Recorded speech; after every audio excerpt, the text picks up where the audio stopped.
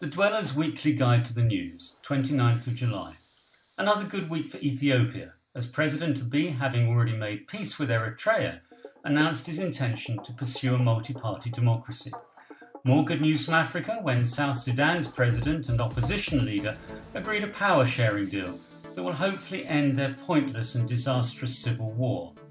It might have been even more convincing if the government hadn't also announced a $40,000 loan to each of its 400 MPs so they can buy cars to drive along the country's mere 35 miles of paved roads. Let's just hope they don't all decide to drive to work at once. Maybe they should try car sharing as well as power sharing. Meanwhile in Kuwait, social media blogger Santos Alcatan caused trouble when she complained about domestic servants, mainly from the Philippines, being allowed to keep their passports. What do human rights have to do with keeping her passport, she asked. Even our kids don't hold on to their passport. Well, maybe she hadn't realised that kids and staff are not quite the same thing.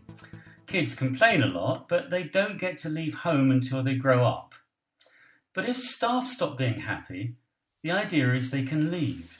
And if they can't leave, then they are an indentured servant, and that is banned under the Universal Declaration of Human Rights as a form of slavery, and that's why we can't take their passports. Pakistan managed to hold an election which could lead to a rare, peaceful transfer of power. Don't celebrate just yet though. It might have been an election, but it wasn't cricket. Firstly, it wasn't peaceful, as a suicide bomb killed at least 31 people and up to 200 others died as voters took to the polls. And it wasn't free and fair.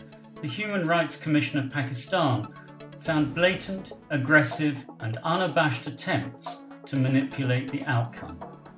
Until Pakistan enjoys real democracy, it won't really matter who wins the elections, as it will always just get the government it deserves, usually the military.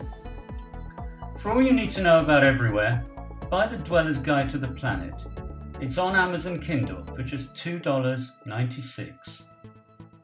Thanks for listening. Tune in again next week. Bye now.